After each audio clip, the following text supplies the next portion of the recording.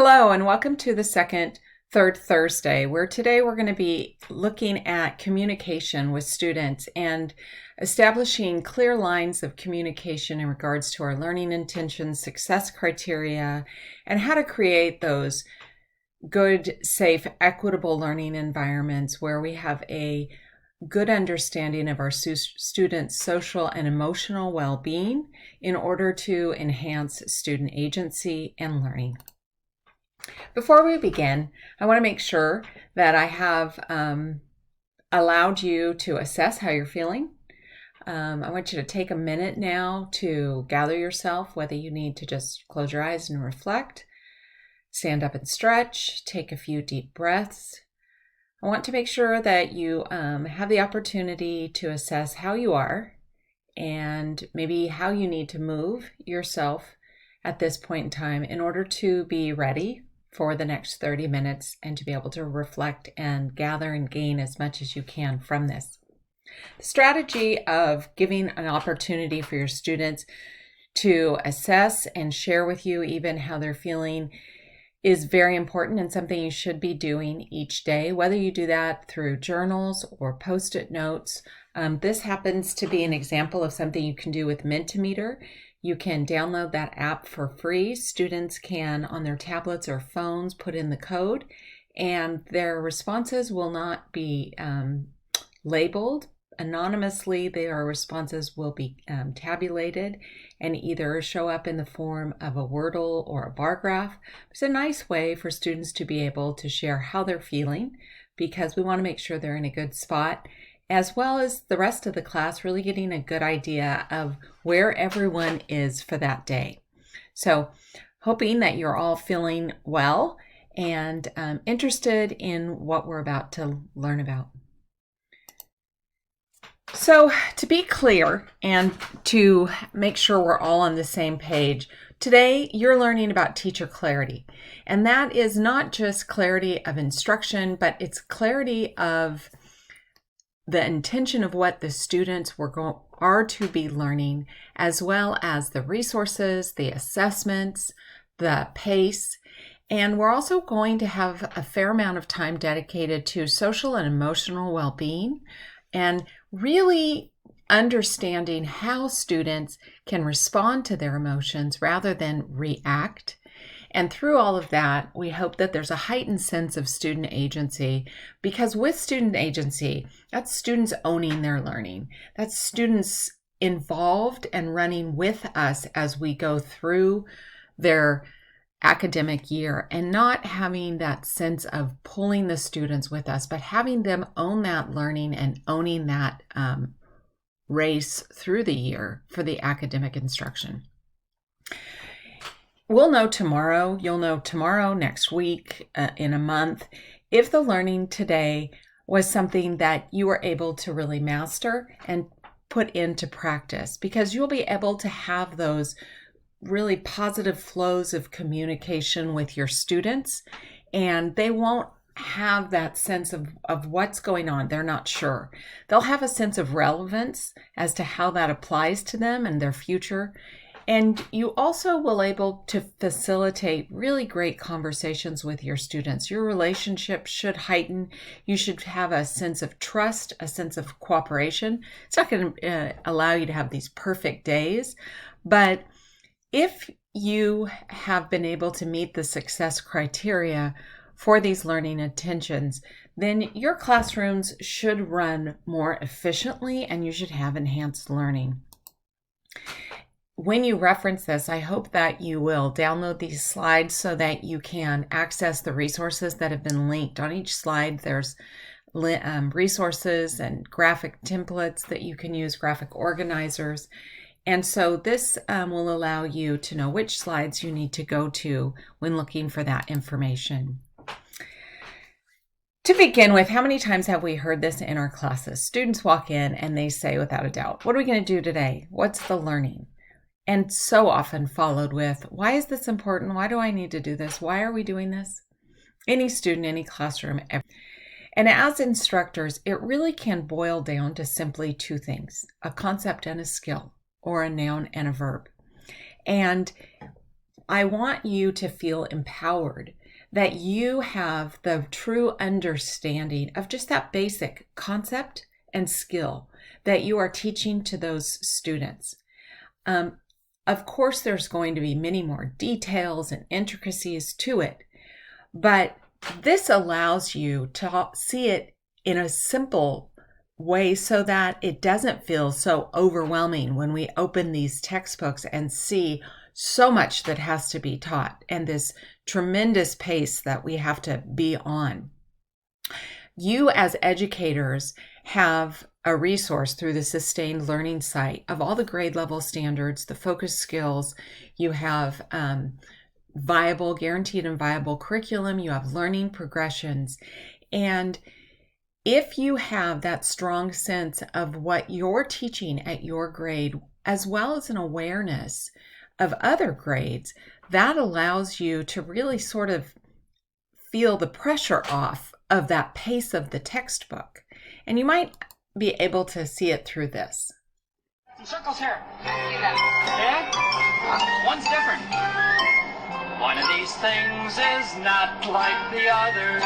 One of these things doesn't belong. Can you tell which thing is not like the others by the time we finish our song? Well, time's up. I hope you've figured out which thing is not like the other. In my household, Sesame Street was huge, so that song goes through my head all the time for different things. In education, we don't want you to be stiff, separate, unaffected, silo. We want you to be the face in that phone. We want you to have the ears that are listening, the eyes that are watching and observing our peers. We want you to have that smile, that engagement. We want you talking to your peers, to your grade level partners in another school, because through that wonderful collaboration, that openness, that collegial collaboration, you are able to have that strong understanding of what the focus is, what's the concept, and what's the skill. And you are no longer dictated by publishing agencies and these beautiful textbooks with these wonderful curriculum maps. What's going to be taught that year at what pace? You know your skills and you can pick and choose. So this slide is full of templates, and each one has a different focus. The first is simply an opportunity for you to use a template to sketch out what are my skills and concepts that I really want to get through. And you can break that down into semesters or quarters, but you want to have that basic understanding. And you certainly could put those in by standards. But for simplicity's sake, you want to know the focus, the concept, and the skill. Just a verb and a noun.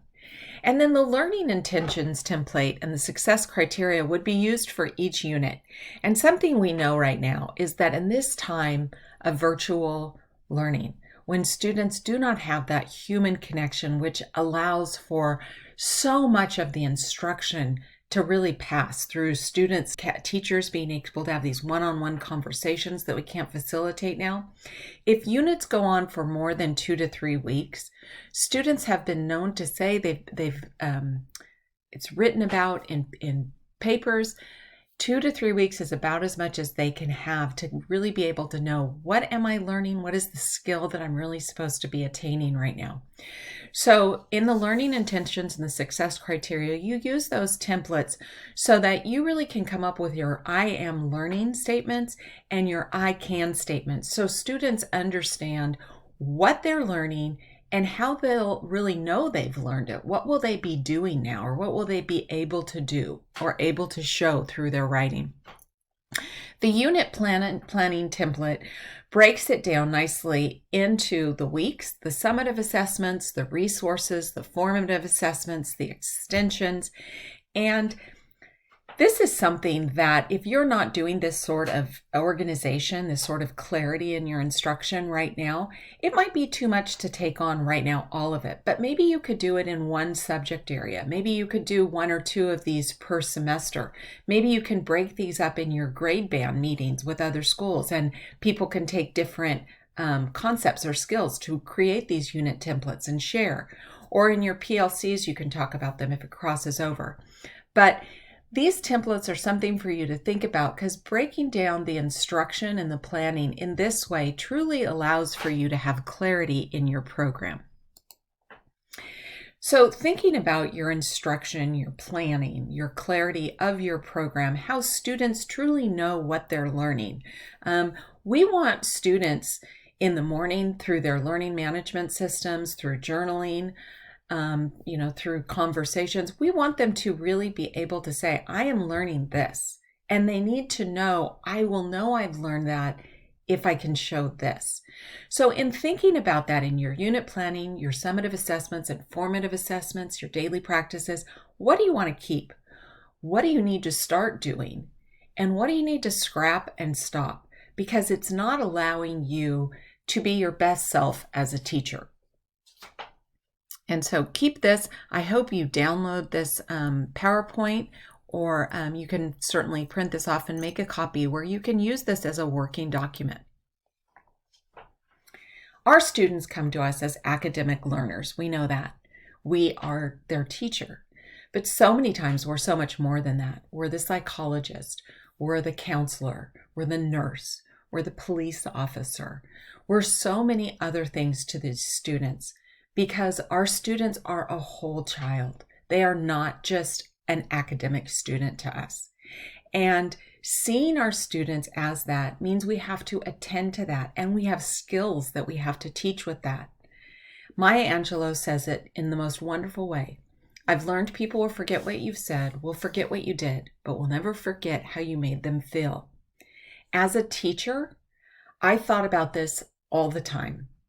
Most of my lessons I thought of, is this lesson important enough that in 10 years there will be value to it for my students?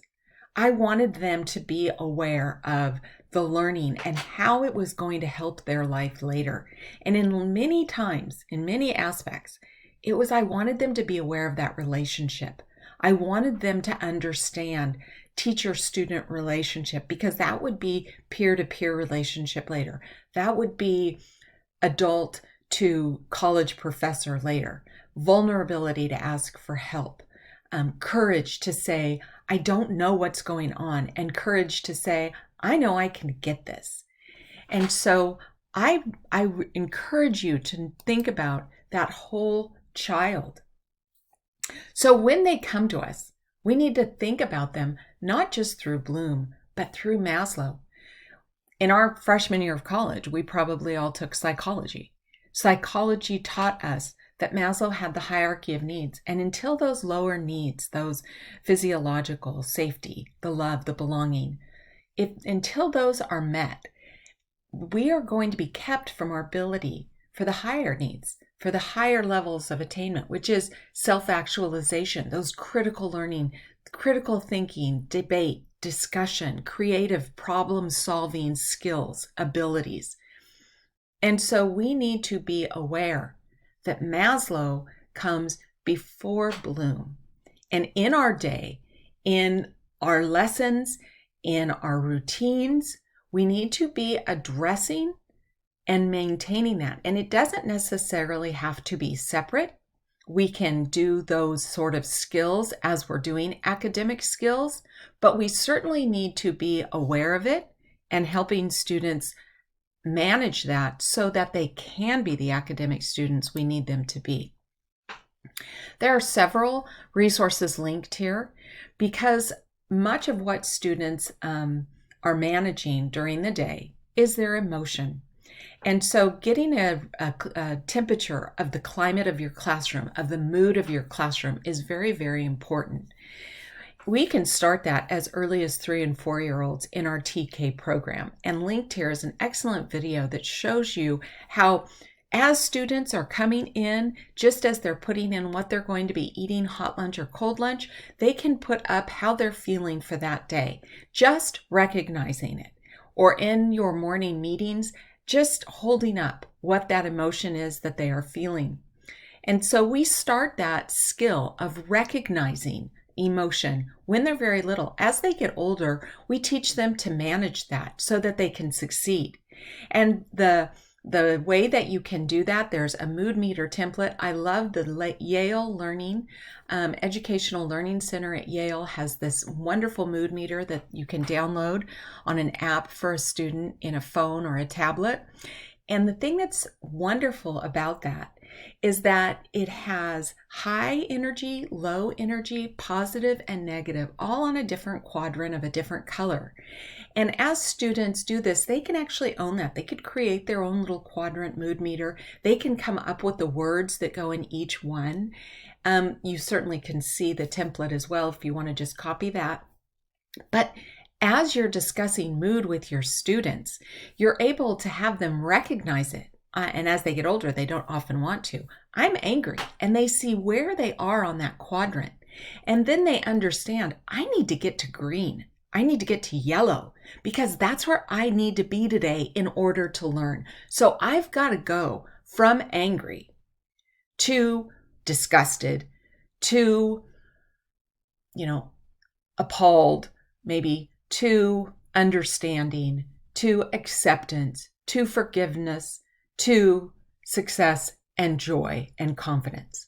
And they see that it is a progression, it is a path, and through that understanding of those moods, we can have our students manage them and they can move themselves. And then you see, that's their ownership, that's their agency.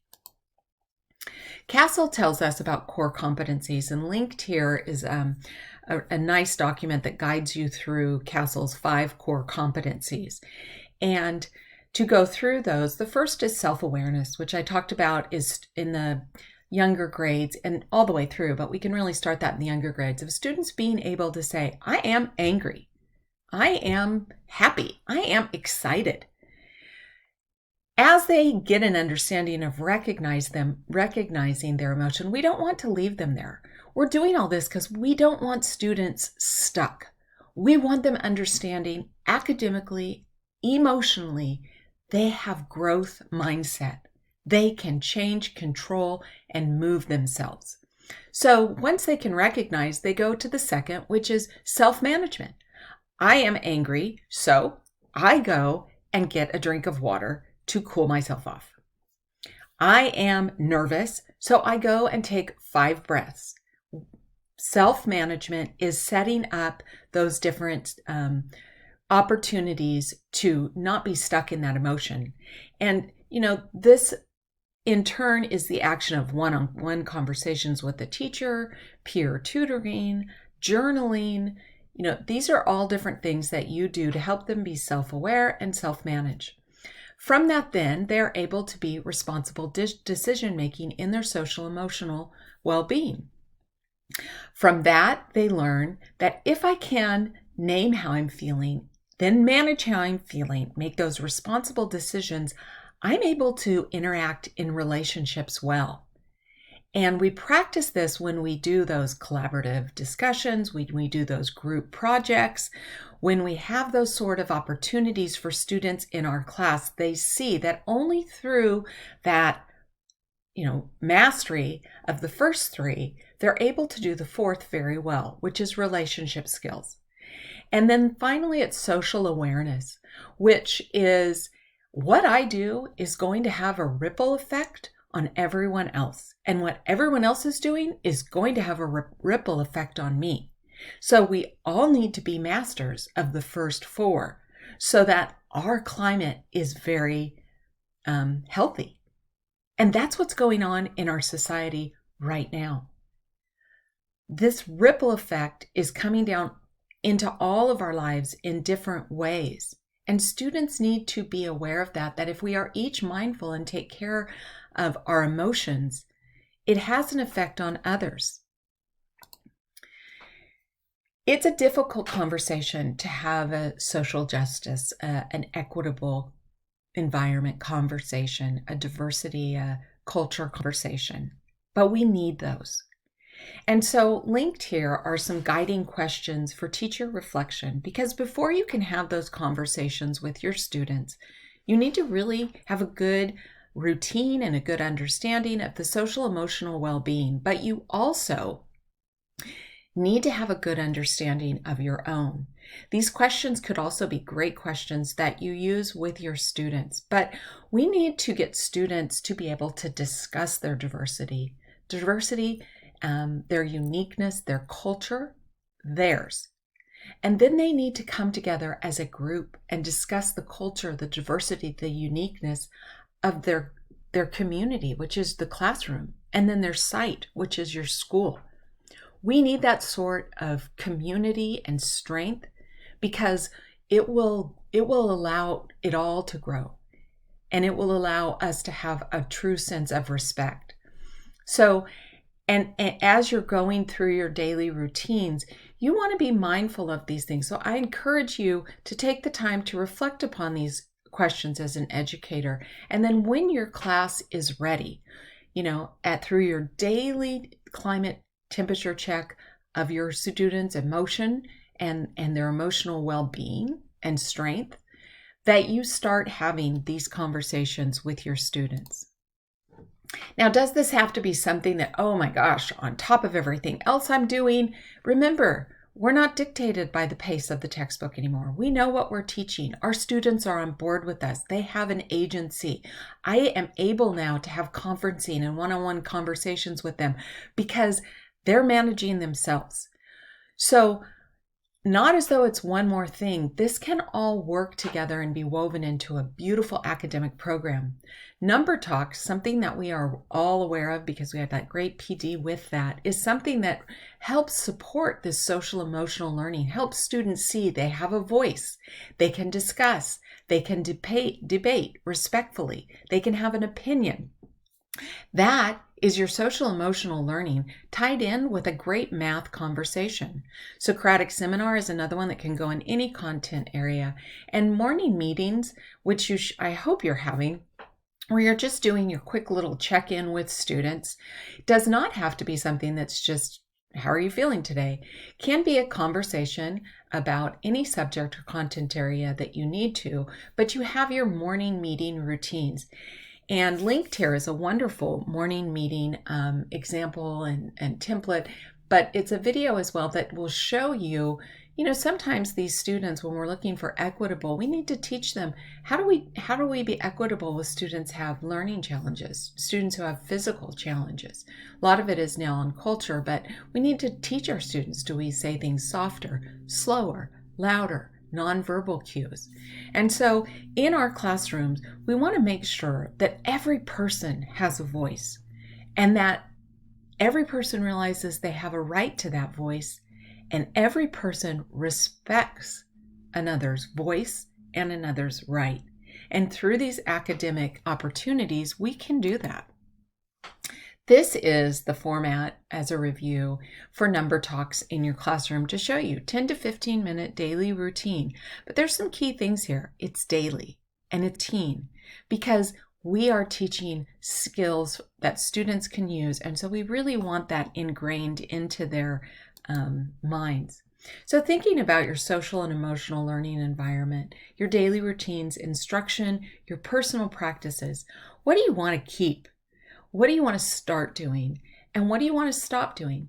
And remember, you need to go back, open up these resources, look at them, really look at your program, maybe talk in your PLCs or your grade bands, and really determine, what do I want my program to look like? And so we need to always be cleaning out our classroom closets per se, spring cleaning at other times of the year.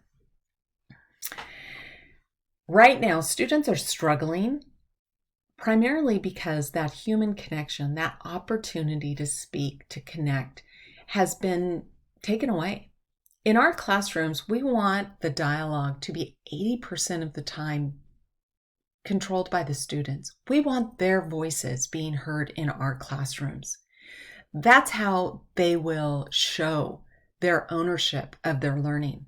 And in our classrooms, remember, we are always seeking student agency and showing them relevance. As I want to mention that much of this information comes from the Distance Learning Playbook by Hattie Fisher, and Fry, and it's an excellent resource that you may want to consider getting for your campus or your classroom.